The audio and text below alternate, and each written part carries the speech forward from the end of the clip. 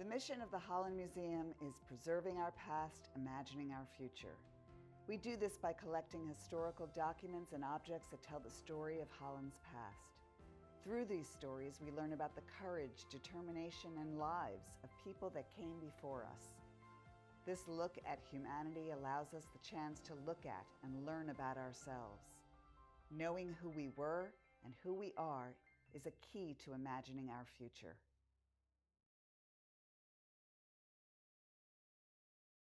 Good evening. I'm Nathan Box, the Mayor of Holland, Michigan.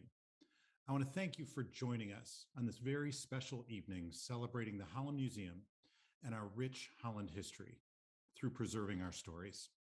Tonight, a family history of Dykstra Funeral Home. I want to thank everyone for attending and supporting the museum. We're all here to raise money for the museum and its educational initiatives. We have a full house, so please keep yourselves on mute during the program for everyone's enjoyment. And please note that this program is being recorded, so you may want to leave your video off. That allows everyone to focus their attention on the video and the participants. I want to thank our generous sponsors for this episode of Preserving Our Stories. Our legacy sponsor, Smith, Hoy, Rice, and Rogie. Our curiosity sponsors, Denoyer Chevrolet and West Michigan Community Bank. Our heritage sponsors, AD Boss, Gentex Corporation, Skur Printing, and Wilbert Burial Vault. Since 1941, our legacy sponsor, Smith Hoy, has been helping their clients overcome challenges and take advantage of opportunities. They're built on the foundation of litigation experience.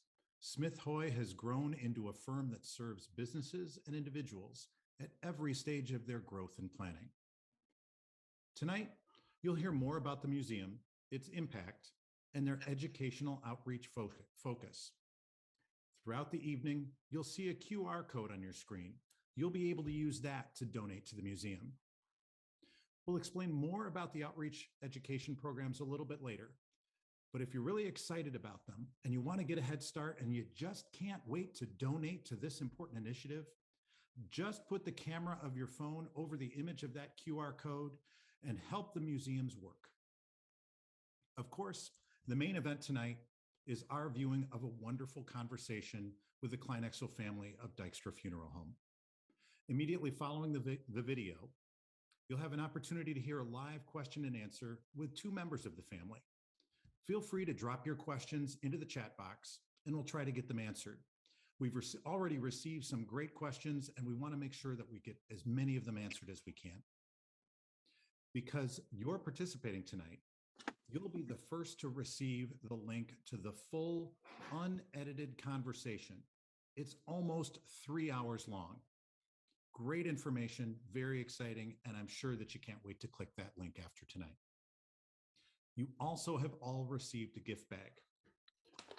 Grab your gift bag. Let's take a look and see what's included.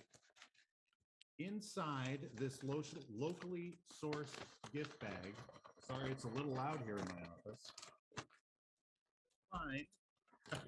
Sorry about that.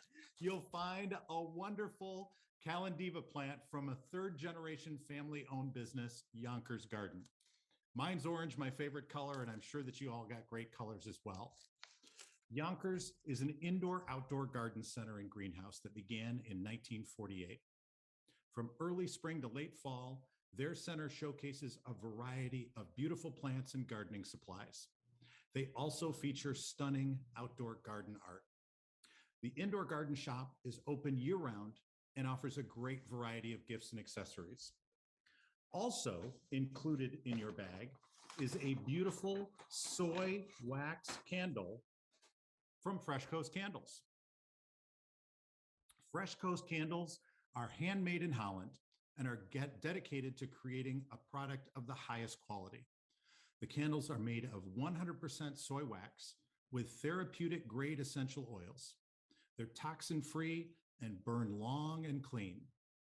The company has a green conscious mission, hand pouring the wax into reusable drinking glasses. From Fresh Coast Candles may be purchased in many stores throughout Holland, including Yonkers Garden and the Holland Museum Gift Shop.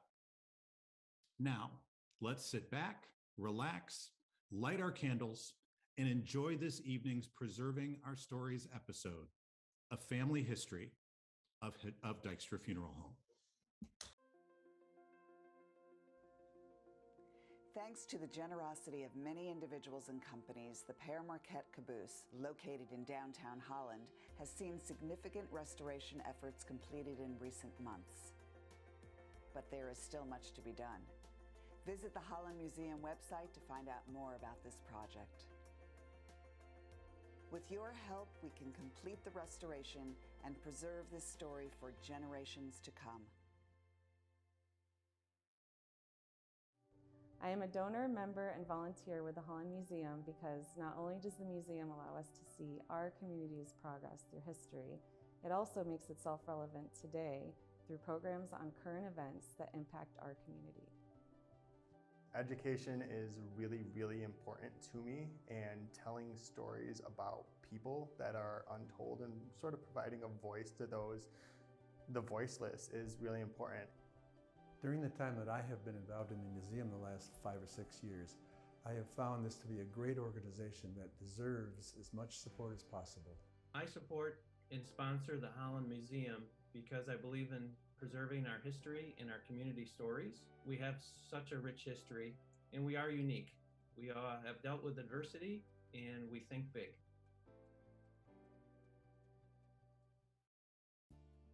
Preserving our past, imagining our future. Standing here in the Spark Lab at the Holland Museum, exploring the process of invention. The Holland Museum and Holland Public Schools have many shared values. Lifelong learning, elevating the voices of our community, the ability to foster a sense of community, a time to celebrate stories, preserve our unique history together, and inspire the future. These elements and more come to life here at the Holland Museum. The funds raised this evening will go to support a number of events and activities that are provided to us, whether it's visiting the galleries and different exhibits, to the Capon House, the Settlers House, and other activities that are sponsored throughout the year. We appreciate your generosity and consideration.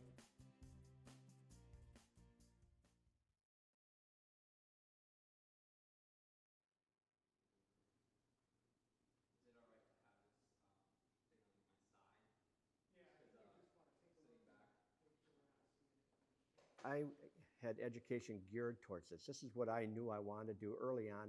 And I don't know why. I think it was just because it was an opportunity offered to me. It wasn't that I was pushed into anything, but my father encouraged me because he said, hey, this is an opportunity. We have a family, a brand that you may be interested in being a part of and continuing on.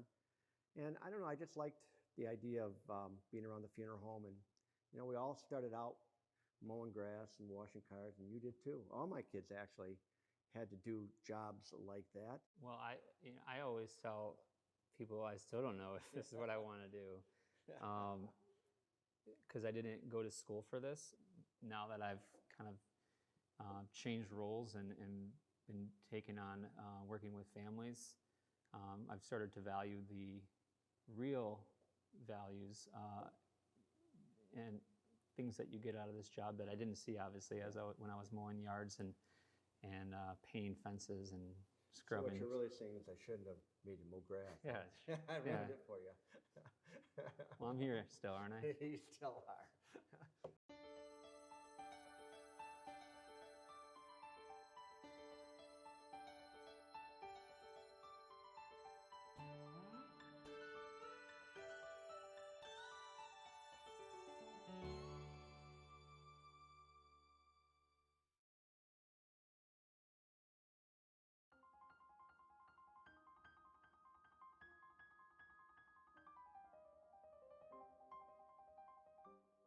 Well, I don't know much about John S. Dykstra other than he actually, as I understood it, bought the business from Mr. Alberti, John Alberti. He had glassware, sold dishes, houseware kind of things on 8th Street. Yeah. And then he kind of partnered with Mr. Alberti. Mr. Alberti wanted to retire. I think he ended up retiring in 1900. John ended up buying undertaking, as it was then, business from Mr. Alberti. Back in the early days, in the late 1800s, the state didn't require a license for having an undertaking business. I think that was more of a side business than an actual paying business. But as the community grew, and obviously more people were passing away, there was a bigger need for that business. And then the state required to have a license. And I know John's number was number 55 in the state. I do know that, the practice of the funeral part evolved. My grandpa would talk about, and my dad would talk about how they would go load everything in a car, and if there was a death, you went to the house. And you did this. Now, this is something that was evolved, but you would do all the prep work in the house. And the next day, you'd come back and you'd bring a casket and place a casket. You do your casketing, and then you would have what was considered a wake in the house. And then later on, the next day, you take the body to the church and you have a service in the church. And then following that, you'd have this big meal in the house. So that was like a 3 or 4 day event. But those are the days when people lived on farms, they lived in the same community. Now it's not like that anymore.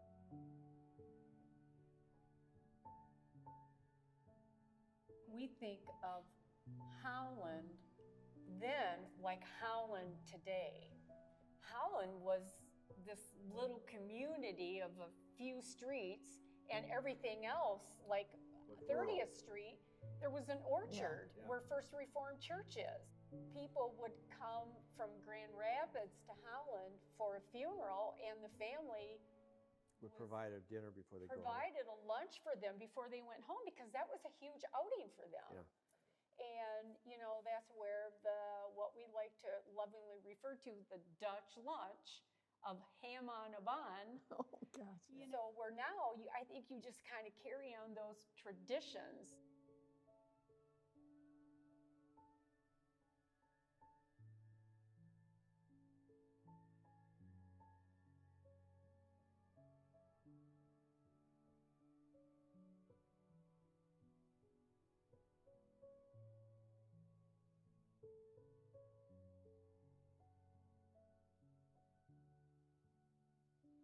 Yeah, it's just really cool to see where it's come from to where we are now. And I'm sure in generations to come, they're going to look back at us and go, "God, can you believe they did it like that all those years ago?" Julius was a mechanic, and he worked on cars. Cars were just coming out, and so having a mechanic on staff, that's how I understood he started in the funeral business, and worked with Gil Vandewater for Mr. Dykstra. And then eventually what happened, Gil passed away, and Julius was the only one left, and he had 3 boys that all got into the business.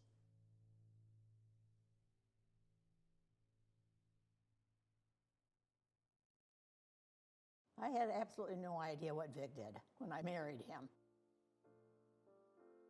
It was like no other business that, he went to work, but he worked a lot.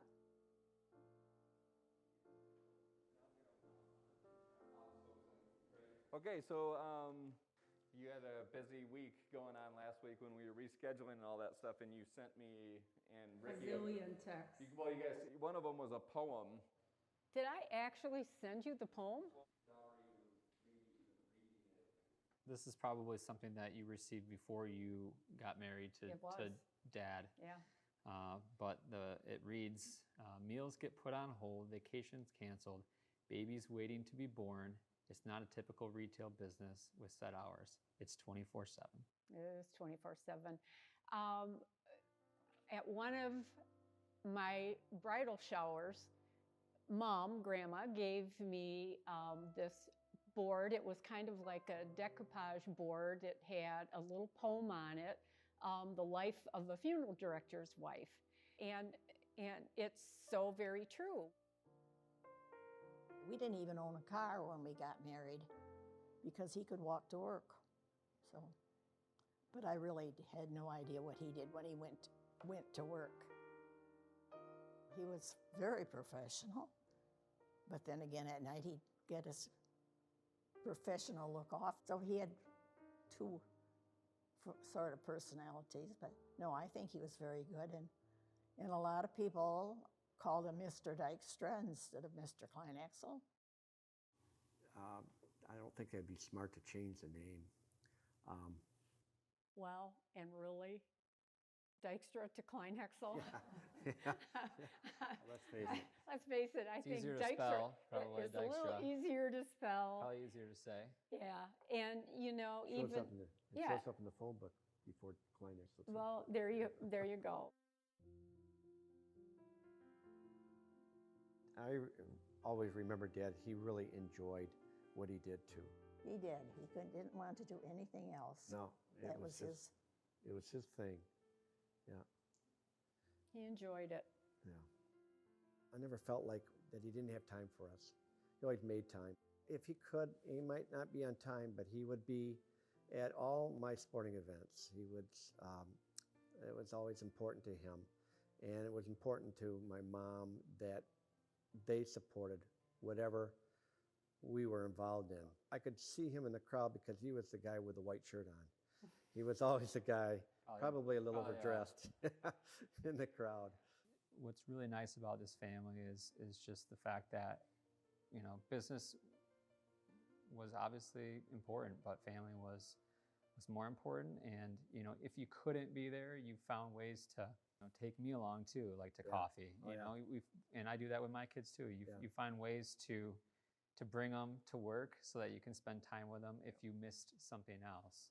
And they'll appreciate that later on. They'll be talking about that later on, about how you did that. And they'll never forget that. You were, I don't want to say unexpected. We'd been trying to have kids for a long time and went through the adoption process and adopted Carrie and Katie. And then when Katie was about a year old, we found out we were going to be having a baby. You were born in December, just like all of your kids are. And I called Dad at noon and said, hey, we're going to have a baby born today. And so Dad and I went to the hospital, and I remember Grandpa called and said, hey, we have a death call, and it's in, I believe it was Saugatuck. Yeah, you're right. And yeah, see how well I remember that? And that was almost 36 years ago. And so Dad just kind of looked at me and said, what do you think? You know, we have a death call. And I said, you're going to have to go. So he did. But did you make it back in time? Yeah, as it turns out, you weren't born until Wednesday morning. So even in those situations, you know, there's somebody else that needs you. And you have to understand that being married, you know, to that your husband belongs to you, but doesn't always belong to you. I think you have to love being with people to do what you guys and what our family does.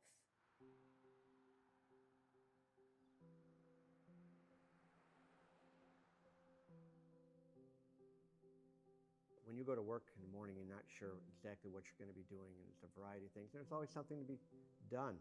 Fixing something on the building that's broke, or meeting a family, or working in the back. It's very unique, and it's never boring. Correct? Okay. I just like the camaraderie. I like the meetings in the morning when we get together and we sit down, discuss what happened last night, how could, you know, what we did yesterday, how can we do it better. It's challenging. So every day is a challenge, and to do it better the next day. I like the challenge, I guess. We've been so incredibly fortunate with the staff that we have. And it's not just that core group of people. It's also, we have a great support staff. We have secretaries that come in every day, and they're the first people that talk to our families. And first impressions are really important.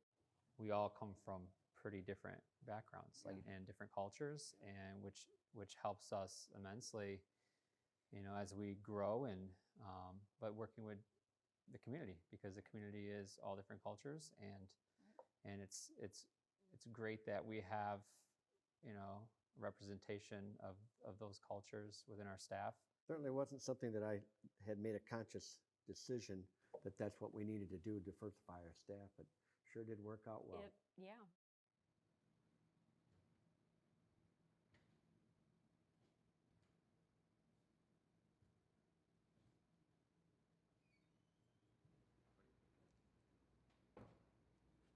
It's a ministry. It's something where they care, but they also know that in order for them to do a good job, they have to separate emotions from Right. their job. Somebody loses their husband, I can relate and I can empathize with them, but I still have you next to me. We had the ambulance business, and as a young kid, I helped out with the ambulance. And there were some things that made me grow up a little faster, I think. It was an eye-opener for me. Things that maybe you saw or just experiences things that I experienced, drownings and things like that as a young high school kid. That was tough to see. Not everybody can do that. So when I first started, they were just getting into EMTs, emergency technicians, and then there were different levels when we were starting to administer drugs. Yeah, it was an exciting time for a young kid. My father would tell me that the ambulance part typically kind of evolved from taking mothers home from the hospital. You had an ambulance take you home.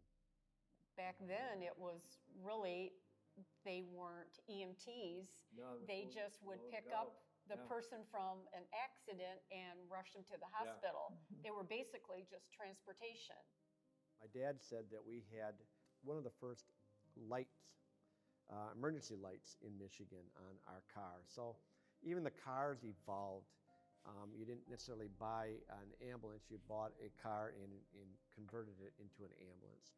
And why it was tough was because you just had enough staff.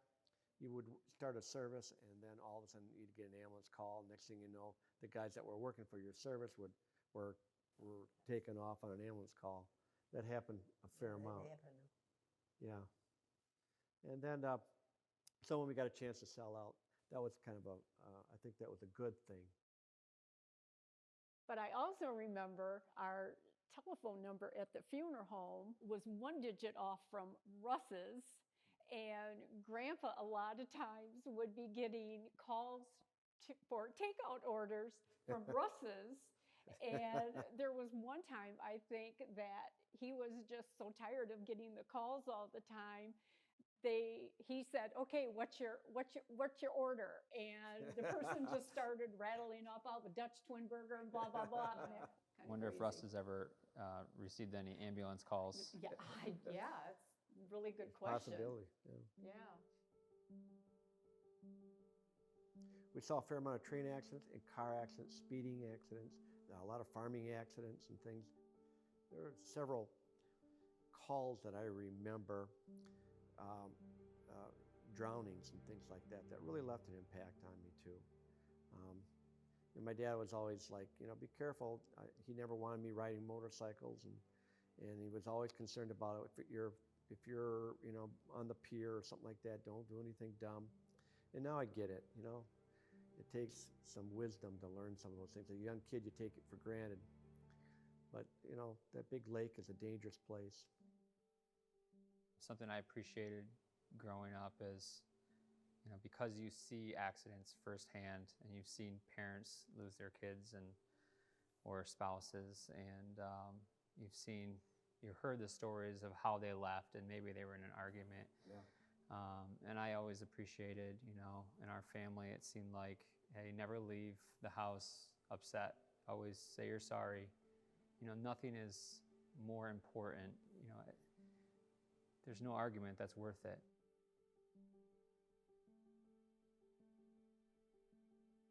I hear lots of good compliments about my family, so I'm glad. Yeah, family is definitely it's a unique business to work with your family. And you got to realize too, you leave your work at home. And more than once I've said, Dar, let's not talk about it at home, because you don't want to be doing that all the time. It's easy to continue the conversation Yeah. once you walk through your doors at Yeah, home. And sometimes you should end the conversation. So Unfortunately, we live in different houses. Yeah, so- that's a good thing. So do you feel like you want to see more Klein Hexels Absolutely. doing this job? Oh, absolutely. Yeah. Why not? Well, first of all, what you have to remember is that I didn't see you coming. I didn't know if you were going to be a part of this business or not. And so I was looking down the road thinking I was going to be the last Klein Hexel. And that gives you a funny feeling, because you feel like you're kind of selling out to the family, that you are going to be the one that closes the door or takes sells out. And so when I found out that you were interested in coming back and taking over, that made me feel like it was all worthwhile. And to think that maybe one of my grandchildren, whether it's a grandson or granddaughter, could be a part of that, it's a real, it's a real gift to give a business that's growing, and to think that your family's going to take over, that's very important to me. This is such a unique business. It's not for everyone, and to let each person make that decision whether or not it is for them or not, I really valued that. And if we can offer that to my kids or any other your grandkids, and not push them, but let them make that decision for themselves, I think that would be nice. But we won't know. It was hard not to do that, as you get older and you're married to the business longer, you really understand. And it does get a little emotional sometimes. And, as you experience more deaths with family or friends, you understand that this job is really important. It's important to people. Our business doesn't change a whole lot. It's all about helping people. When people say to you, that was just what I needed, or you were really there when I needed you, there's something about that feeling that until you have that, you don't understand. And I'm sure you get that where you're talking to families that my dad talked to at some point, and they probably say, I remember your dad or your uncle. And that continuity is valuable.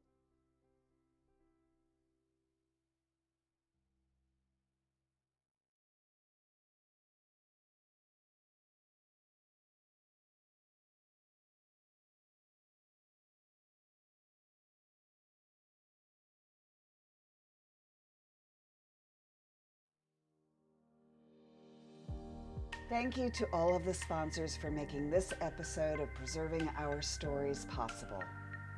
Legacy sponsor, Smith Hoy, Rice and Rogie. Curiosity sponsors, Denoyer Chevrolet and West Michigan Community Bank. Heritage sponsors, AD Boss Vending Services, Gentex Corporation, Skur Printing and Mailing, and Wilbert Vault Services. Thank you.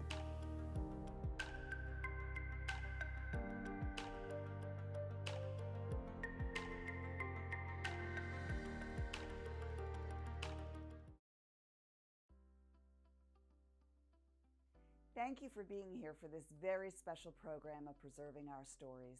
I hope you are enjoying learning about this wonderful family and the history of their business. As an attendee tonight, you will get access to the full, unedited video of this family story, first before the general public. Your ticket purchase provides critical funding for the museum's education initiatives. This includes exhibitions, tours, programs, all which provide an enrichment for our community. The Holland Museum is a nonprofit organization. We've been around since 1937. We are not owned or operated by any government or institution. We are funded by admissions, gift shop sales, and by you as members, donors, sponsors, and grantors. Your participation in this program will help keep the museum's education operation going. Thank you.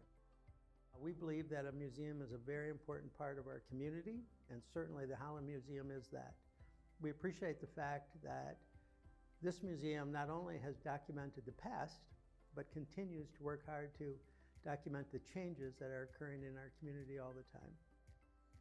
Your financial gift will provide an opportunity to preserve stories. They will put it to good use. Their staff is highly dedicated. They'll make sure that it is put where it needs to be, where it deserves to be.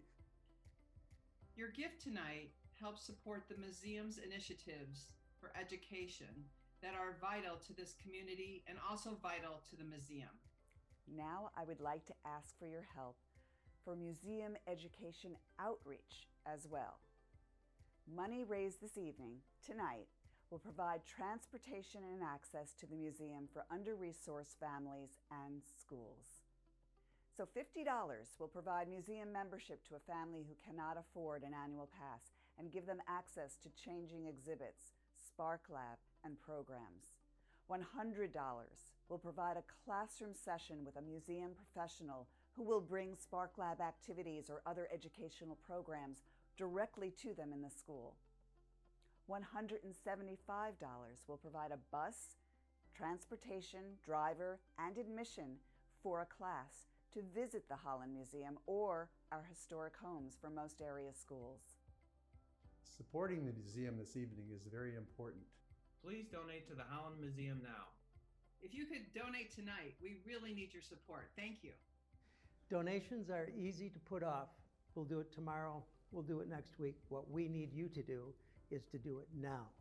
With your help, we can make an impact on classrooms and families who do not otherwise have the resources to learn about our past or imagine our future. Use the QR code on the screen to make your donation now, or after the program, go to hollandmuseum.org. With your help, we can make an even bigger impact on the lives of area youth and their families. Thank you, and enjoy the rest of the program.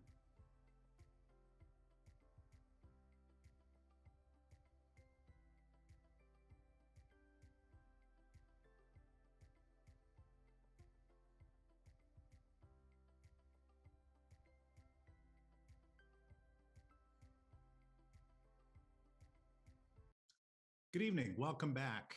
What a great video. What a great story of the Kleinexel family of Dykstra Funeral Home. And as Ricky said, this is an evening to raise funds and support the museum, a great independent organization here in Holland, Michigan. And so what I'm going to ask you to do is this evening, make sure that you get your camera on your phone, put it up to that QR code when that's on the screen.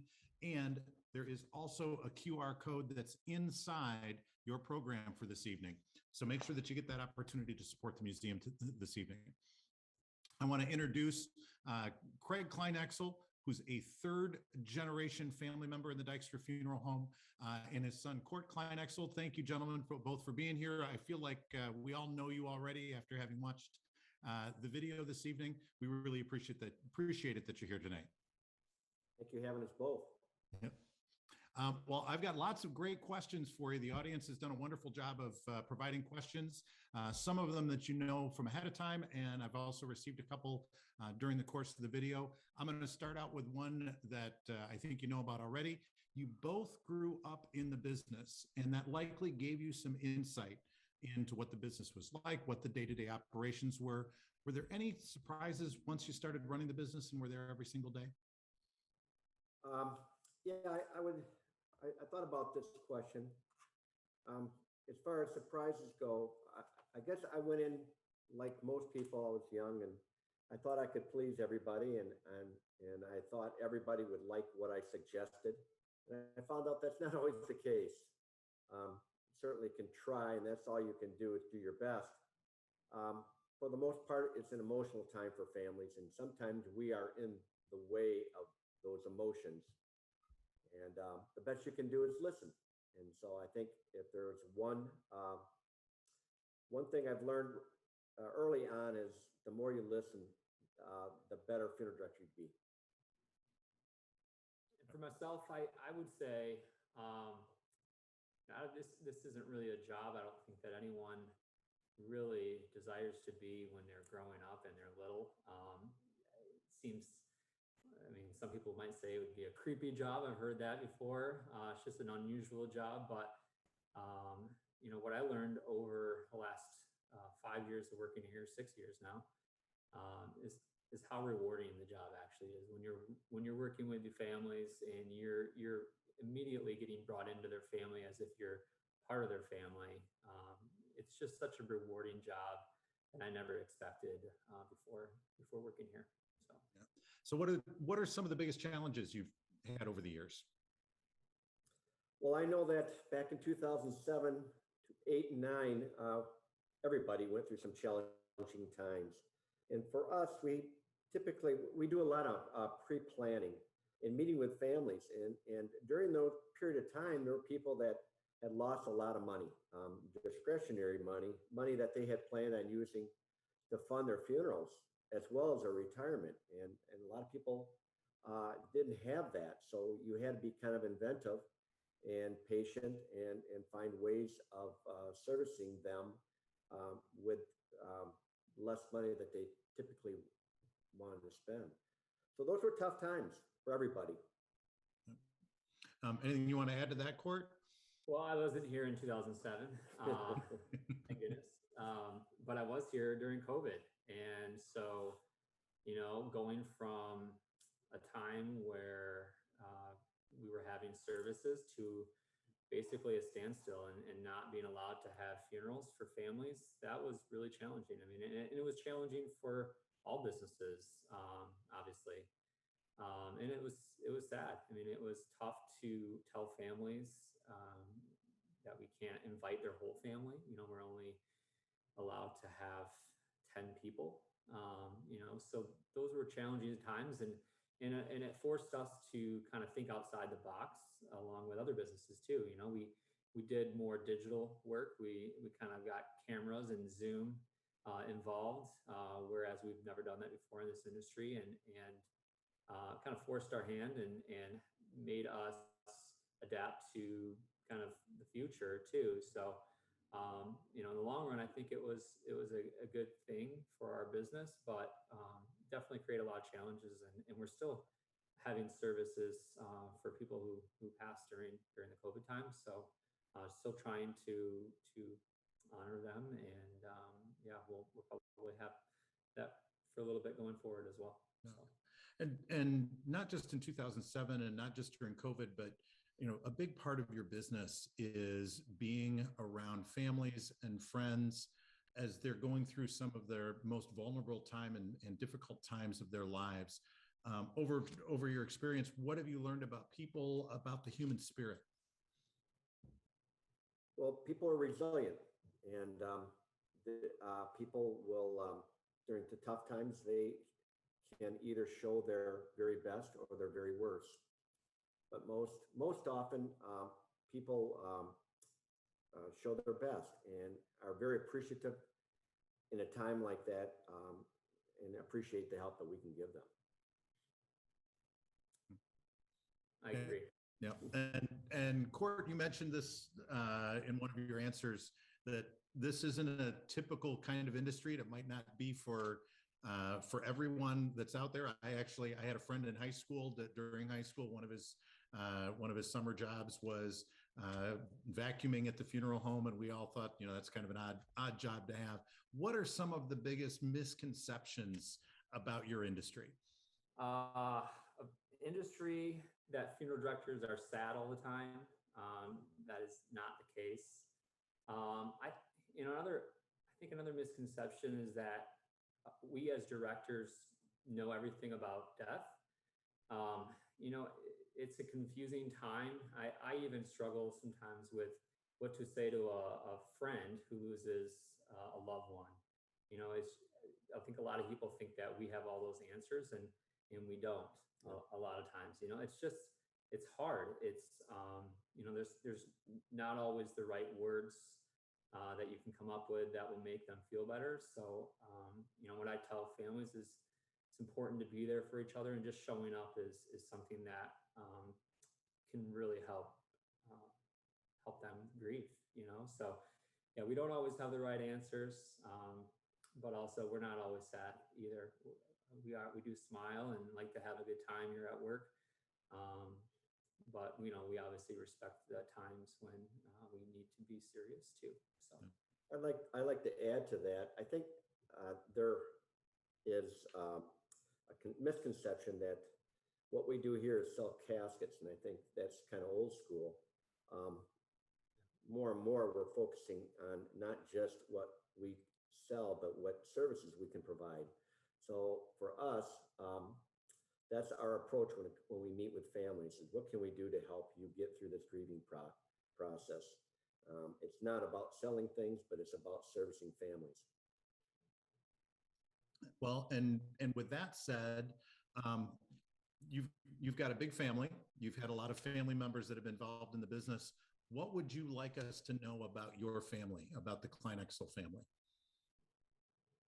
I guess I would like them to know that we are all about this community. Most of my family live in the surrounding Holland area and have all their lives. I've got kids that live out of town, but when I come back, I always think, it's pretty hard to beat Holland. So I would like people to know that our family is behind Holland and continue to appreciate everything that Holland has done for not only our family, but for the community as well. That was my answer. I took it. Did you guys share notes today? No.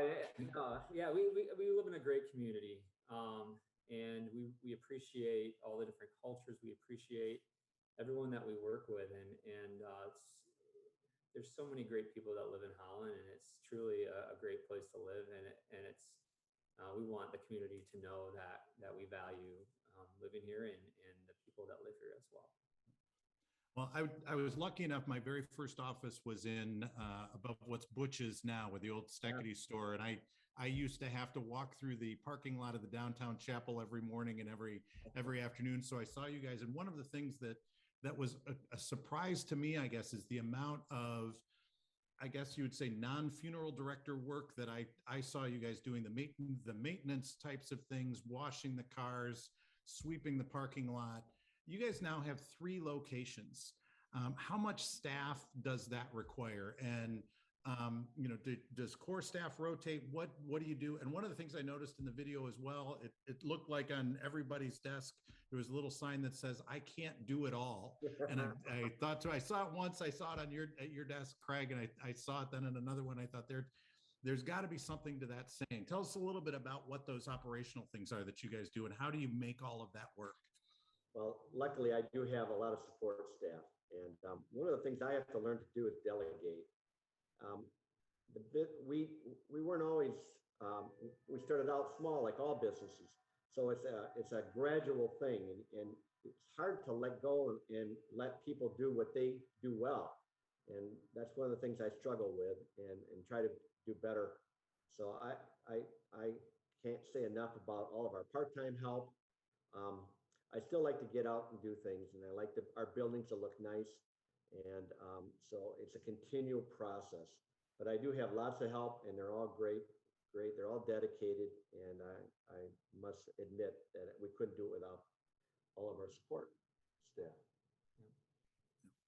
Yeah, we're a small business, and small businesses do everything they can to make it, and can't always afford to hire everything out. So I can't speak like my dad does, because he does way more of that work than I do. But yeah, I mean, anytime we can do the work, we try to do that. It helps the bottom line too. I mean, we're not a huge business, and we just want to make sure that we keep going. So that's part of it as well. Yeah, I like to be outdoors, and I enjoy that part of our business. I like things to look nice. And when you have older buildings like we do in Saugatuck here in Holland, they're both over 100 years old. They require a lot of maintenance. And there's always something broken. There's always something that can be fixed. So there's always something to do. That's the variety we have in our business. Yeah. Well, gentlemen, thank you so much for sharing your time with us this evening, for sharing the story of Dykstra Funeral Home and your support of the Holland Museum.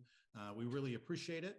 I want to encourage everyone that's here and watching tonight, make sure that you hold your phone up to your cell phone camera up to that QR code so that you can support the educational initiatives at the Holland Museum to make sure as many people get in there, because remember, it is an independent organization and it relies on support of people like you. And for the Holland Museum, I want to thank everyone. I want to thank everyone who had an opportunity to participate tonight, everyone who put this program together, and especially to the Klein Exel family for sharing their story with us. Thank you very much and have a great evening. Thank you. Thank you.